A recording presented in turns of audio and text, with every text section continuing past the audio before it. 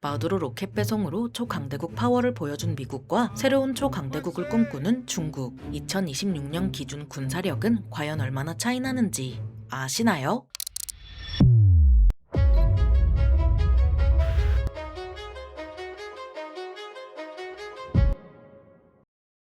안녕하세요. 지식스토리입니다. 이번에는 힘이 정이라는 것을 보여준 미국과 패권을 원하는 중국의 군사력을 비교해보겠습니다. 미국이 자국의 이익을 위해서라면 동맹국까지도 건드리겠다는 야욕을 서슴지 않자 중국은 반도체, 식량, 에너지 등 핵심 분야를 중심으로 빠르게 미국에서 벗어나고 있습니다. 붉은 말의 해인 2026년에는 서로 빠르게 멀어지는 미국과 중국의 군사력이 과연 얼마나 차이 날까요? 먼저 국력부터 살펴보겠습니다. 인구수 미국 3억 4,190만 명, 중국 14억 1,500만 명, 전시가용 인구수 미국 1억 5,040만 명, 중국 7억 6,410만 명, 석유 생산량 미국 1당 2,095만 배럴, 중국 1당 498만 4천 배럴, 석유 소비량 미국 1당 2,030만 배럴, 중국 1당 1,618만 배럴, 석유 매장량 미국 382억 1천만 배럴, 중국 260억 2천만 배럴, 화물선 미국 3,533척, 중국 8,314척,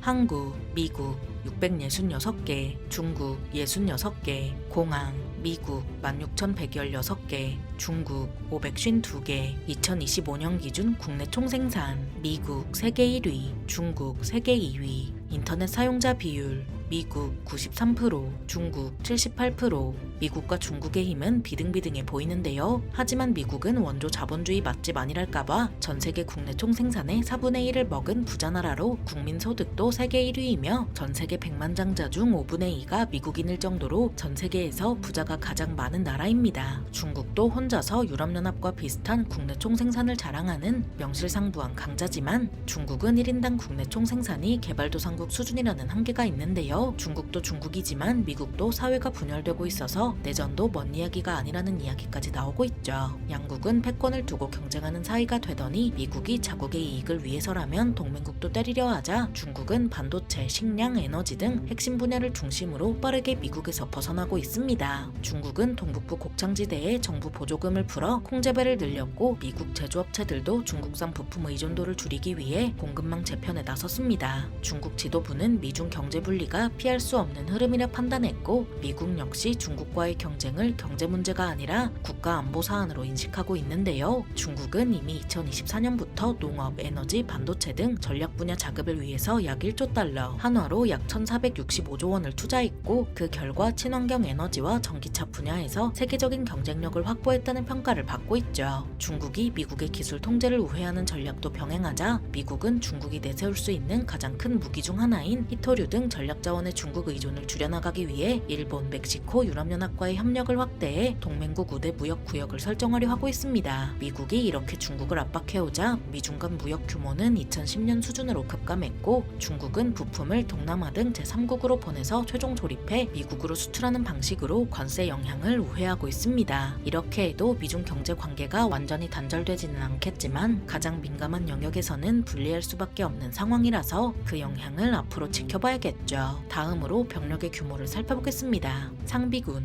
미국 130만 3천 명, 중국 203만 5천 명, 예비군 미국 79만 9,500명, 중국 51만 명. 병력 규모는 당연히 중국이 앞서는데요. 하지만 중국이나 미국이나 모병부터 문제를 겪고 있죠. 미국은 이민자, 저소득층을 넘어 범죄자까지 입대하는데도 모병의 어려움을 겪을 정도로 인재가 부족하고 중국은 사관 후보생의 57%가 신체 검사에서 탈락했는데 그중 20%가 비만이 심한 게 이유였으니 말 다 했습니다. 그나마 중국은 일반병으로 입대하더라도 중국 공산당에 들어가기 수월하단 큰 메리트가 있어서 지원자가 끊이지 않는 덕에 미국보다는 사정이 낫다고 볼 수 있습니다. 다만 양국의 보병 장비나 훈련 수준, 준비 태세 등 전반적으로 비교해봤을 때 미국이 앞서는 것은 사실인데요. 다만 중국은 그런 차이를 숫자로 찍어 누를 수 있어서 미국 입장에서도 굉장히 까다로운 적이죠. 보병 장비가 구리고 훈련 수준이나 준비 태세가 떨어져 이로 인한 피해를 보병이 그대로 받더라도 100만 대군이 없어지면 또 다른 100만 대군이 기다리는 곳이 바로 중국이 미국입니다. 심지어 중국은 드론까지 거의 전 세계에 뿌려서 얻은 것도 있다 보니 드론 분야에서도 미국에 뒤떨어지지 않습니다. 그래서 거의 그럴 일은 없겠지만 만약 미중 간의 지상전이 벌어지면 양쪽 모두 피해가 클 수밖에 없다고 할 수 있는데요. 양쪽 모두 서로의 총보다 드론을 조심해야겠죠. 다음으로 육상 전력을 살펴보겠습니다. 전차 미국 4,666대, 중국 5,870대, 군용차 미국 400만 9,660대, 중국 15만 2,040대, 자주포 미국 1,521문, 중국 2,940문, 견인포 미국 1,878문, 중국 1,400문, 다연장 로켓포 미국 1,731문, 중국 2,770문. 육상 전력은 비등비등하지만 군용차는 배 이상이나 차이 나는 중국이 덩치값 못하는 모습을 보여주는데요. 중국은 미국과 직접 싸울 가능성이 가장 큰 해군과 공군, 미사일에는 지속적으로 투자해서 강력하지만 육군은 주변국을 상대할 수준이면 된다고 판단했는지 오히려 병력을 감축했죠. 거의 그럴 일은 없겠지만 만약 미중 간의 지상전이 벌어지면 그 무대는 대만이 될 가능성이 큽니다. 대만에서 미중 간의 지상전이 벌어진다고 하면 홈그라운드에 이점을 가진 중국이 아무래도 유리할 수밖에 없는데요. 미국은 주한미군이나 주일미군이 있다 하더라도 원정하는 입장이다 보니 앞바다 살짝 건너서 오면 끝인 중국과는 공략 난이도가 차원이 다르죠. 중국이 개전 초 대만에 대규모 병력을 상륙시키는 데 성공하고 대만군을 어느 정도 제압한 상황이라면 미군은 대만 곳곳에 자리 잡은 중국군을 뚫어야 합니다. 심지어 홈그라운드에서 물자도 바로바로 실어 나를 수 있어서 중국군은 보급의 이점까지 먹고 들어가는데요. 이렇게 되면 미군은 아주 불리한 상태로 오직 그동안 쌓아온 경험과 기술적 우위를 믿고 들어가는 수밖에 없죠. 그런데도 상륙작전은 리스크가 아주 커서 중국군이 웬만큼 바보짓하지 않는 이상 미군은 큰 피해를 감수해야 할 가능성이 큽니다.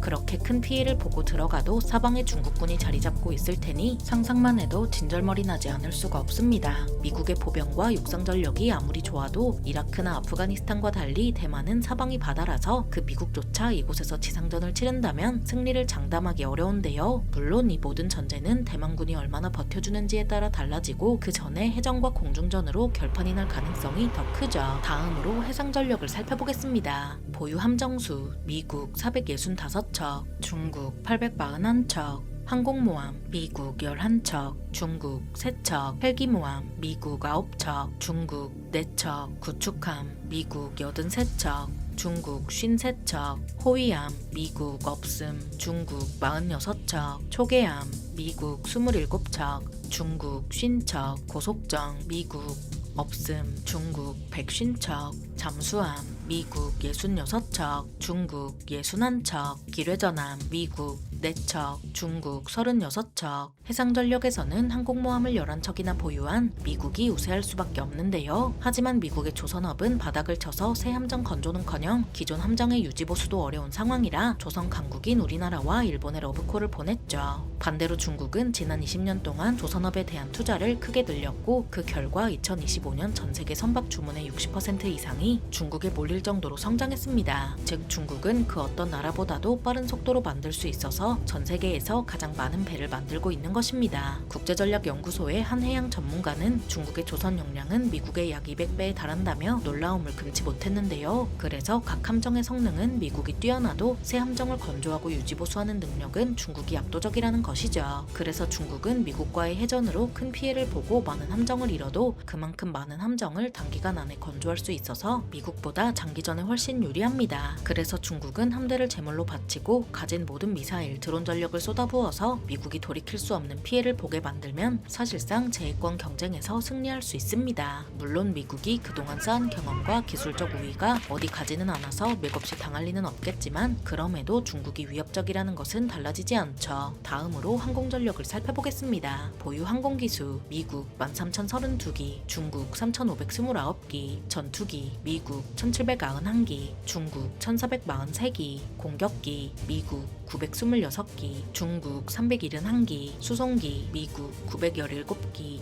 중국 287기, 훈련기 미국 2610기, 중국 401기, 특수임무기 미국 611기, 중국 105기, 공중급유기 미국 610기, 중국 9기, 헬기 미국 5,913기, 중국 1,007기, 공격 헬기 미국 1,024기, 중국 281기, 미국은 5세대 전투기인 F-22를 1997년에 개발했고 현재는 F-35를 주력으로 운용하고 있는데요. 중국이 5세대 전투기인 J-20을 200기 넘게 운용하지만 수는 몰라도 성능이 F-35에 비해 떨어지죠. 그래도 썩어도 준치라고 중국이 5세대 전투기를 양산해 실전 배치한 것은 사실이고 거기에 더해 스텔스 드론과 폭격기도 배치하고 있습니다. 중국은 여기서 더 나아가서 나텐먼 프로젝트를 통해서 SF 영화에서 볼 법한 초대형 항공우주 무기체계 구상을 현실화하겠다는 포부를 밝혔습니다. 나텐먼 프로젝트의 핵심은 바로 하늘 위의 항공모함이라 불리는 초대형 비행체인 란야오인데요. 란야오는 최대 이륙 중량이 무려 12만 톤이나 되는 공중항모로 내부에는 약 88개의 슈안리 전투기를 탑재하도록 설계했죠. 슈안리 전투기는 극초음속 미사일을 장착하고 대기권 밖에서도 작전 수행이 가능한 고성능 전투기로 란야오와 함께 지구 전역을 타격하는 강력한 힘을 자랑할 것이라 떠들고 있습니다. 아무리 봐도 중국몽이 지나친 것 같지만 군사 전문가들은 이러한 중국의 움직임이 단순한 선전용 구상을 넘어섰다고 지적했는데요. 만약에라도 이게 실현되면 미국은 우주 전함이라도 만들어야겠죠. 마지막으로 핵전력을 살펴보겠습니다. 핵무기 보유수, 미국 1670발 배치, 중국 24발 배치. 미국은 러시아 다음 가는 핵 보유국이지만 미국과 러시아는 스타트2 조약으로 핵무기를 1550발 이하로 제한했는데요. 그런데 트럼프가 또 대통령이 된 영향인지 미국은 조약을 씹고 핵무기를 1670발 배치하더니 글로벌 썬더 26 핵훈련까지 하는 등 핵핵거리는 나라들을 상대로 조용히 경고했죠. 반면 중국은 고작 24발 배치한 게 전부지만 수치 조작을 밥 먹듯 하는 나라라 실제로 수보다 적을 수도 있어서 방심하면 안 됩니다. 중국은 2035년까지 핵무기를 1500발 이상 보유할 거로 예상되는 만큼 미국, 러시아와 함께 멸망할 수 있는 수준이 되기 위해 가랑이 찢어져라 따라가고 있습니다. 이렇듯 미국은 그동안 쌓아온 경험과 기술적 우위가 있어서 중국이 빠르게 치고 올라와도 여전히 우위에 있지만 중국도 만만치 않은 상대라는 것은 미국조차 인정하는 바인데요. 양국이 어떻게 하느냐에 따라서 향후 수십 년의 국제 정세와 경제에 영향을 미칠 테니 중간에 낀 우리로서는 잘 지켜보고 잘 처신해야겠죠. 자국 우선주의에 빠진 미국과 반미의 최전선인 중국의 군사력을 비교해봤는데요. 영상이 유익하셨다면 구독과 좋아요 부탁드립니다. 감사합니다. 지식스토리였습니다.